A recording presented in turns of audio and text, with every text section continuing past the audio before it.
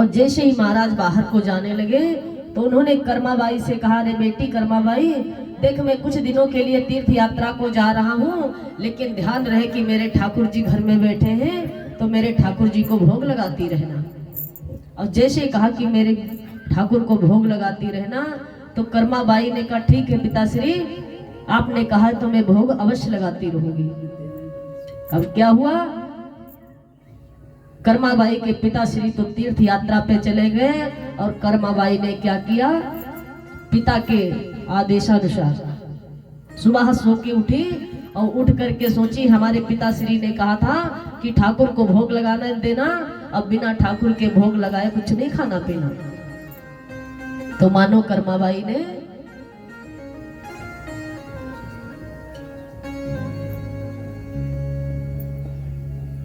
बोली गोविंद भगवान की, बोले साचे दरबार की। तो मानो कर्माबाई ने विचार किया कि हमारे पिताश्री कह के गए थे कि जब तक प्रभु को भोग नहीं लगाना तब तक स्वयं को नहीं खाना है। तो क्या किया, कर्माबाई सुबह सो के उठी और जाकर के फट से जाकर खिचड़ी तैयार किया और खिचड़ी बना करके मानो प्रभु को भोग के लिए जाकर बैठी, उसके ऊपर बहुत सुंदर घी की धार डाली और भैया खिचड़ी में घी पड़ गया तो क्या कहने की बात है। हमारे परम पिता परमेश्वर खिचड़ी को बहुत पसंद करते हैं, हमारे ठाकुर खिचड़ी बड़े भाव से खाते हैं। हाँ, तभी तो खिचड़ी पकती है हमारे पास। तो हमारे ठाकुर जी के पास कर्माबाई ने विचार किया, अरे पिताश्री कह के गए थे कि प्रभु को पहले भोग लगाना, तो पहले मैं भोग लगाऊंगी, बाद में कोई कार्य करूंगी।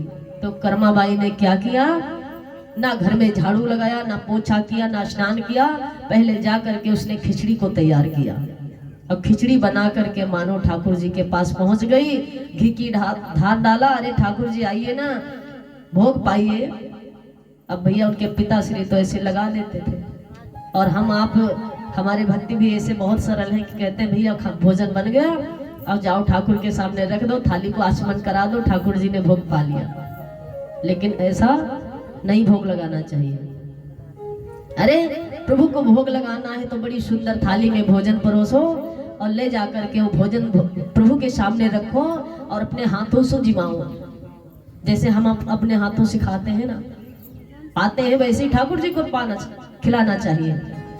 बड़े भाव से खिलाओ, ठाकुर अवश्य खाता है।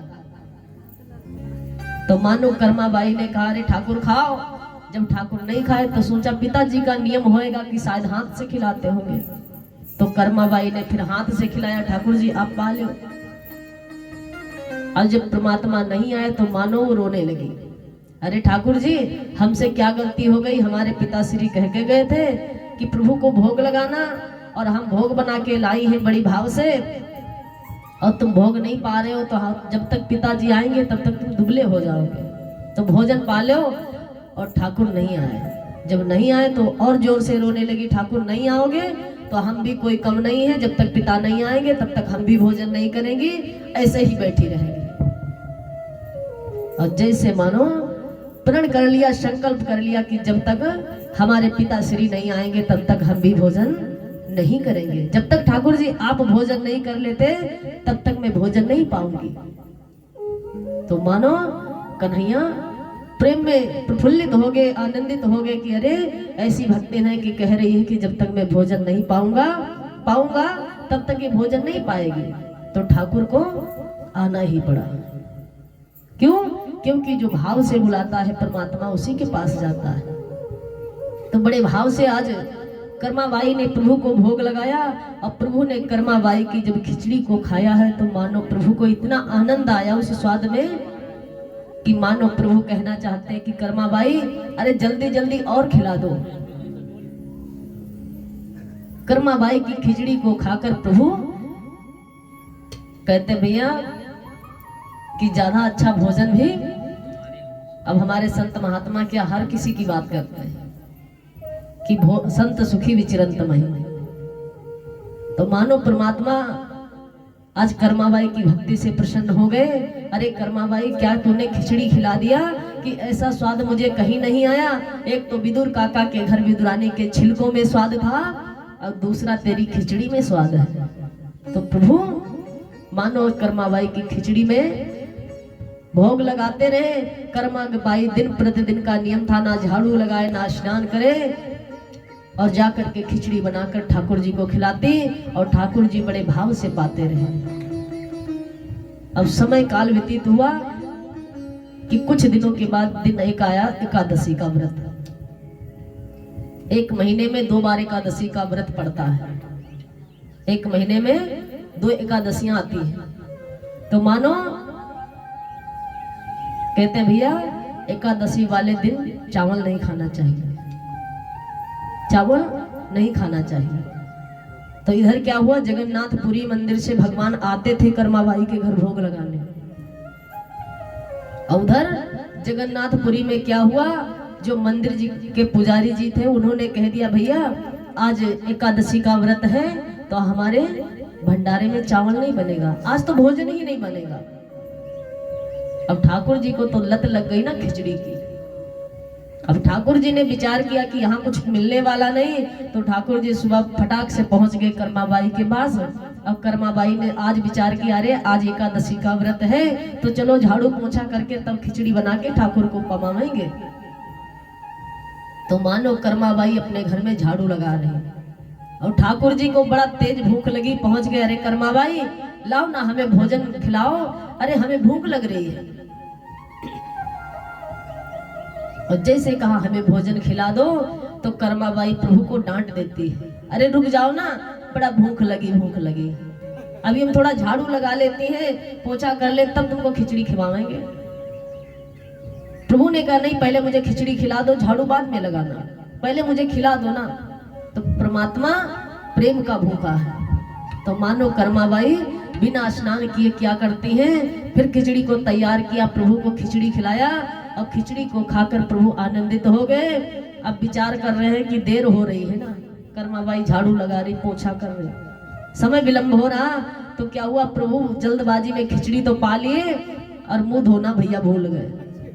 अब प्रभु भाग पड़े वहां से कर्माबाई के घर से खिचड़ी खा के। अब कहाँ पहुंचे, जगन्नाथपुरी, जहां से आते थे रोज। प्रभु जगन्नाथपुरी मंदिर में फिर जीव के त्यों खड़े हो गए। अब वो खिचड़ी मुंह में लगी है, हाँ, क्योंकि इतना जल्दी खाए और पहुंच गए कर्माबाई के पास से खिचड़ी खा के मंदिर। और उधर क्या हुआ भैया, जब मंदिर के कपाट खोले गए तो क्या देखा पुजारी जी ने कि प्रभु के मुख में खिचड़ी लगी है। तो पुजारी जी ने और सभी भक्तों को बुलाया, अरे भैया किसने मंदिर को खोला है, ठाकुर जी को किसने खिचड़ी का भोग लगाया, क्या किसी को मालूम नहीं, अरे आज तो एकादशी है, एकादशी को किसने खिचड़ी का भोग, चावल का भोग लगा दिया।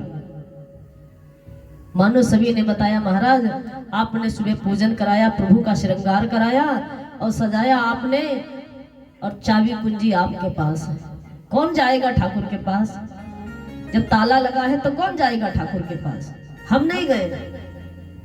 तो मानो पुजारी जी ने अड़ोस पड़ोस में पता किया, भैया किसके घर खिचड़ी बनी।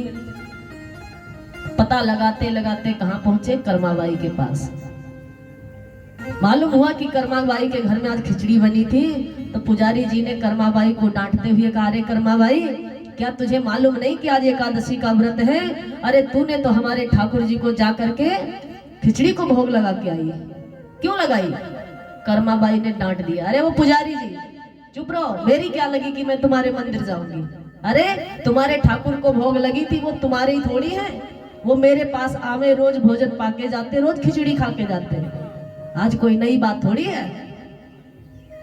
और जैसे कर्माबाई ने कहा तुम्हारे ठाकुर रोज आते हैं मेरे पास खिचड़ी खाने के लिए, तो मानो पुजारी जी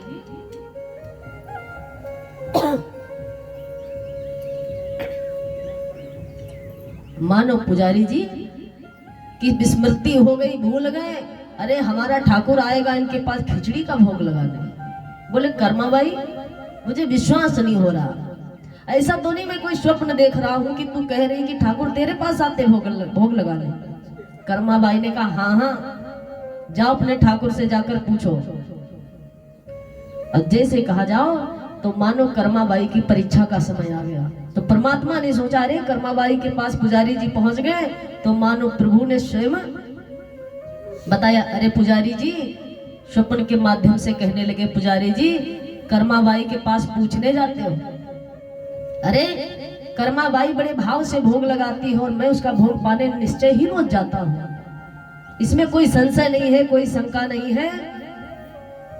तो कहने का भाव, जो भाव से भजे तो भाव से भिड़ा पार है। जो परमात्मा को भाव से भोग लगाता है, परमात्मा अवश्य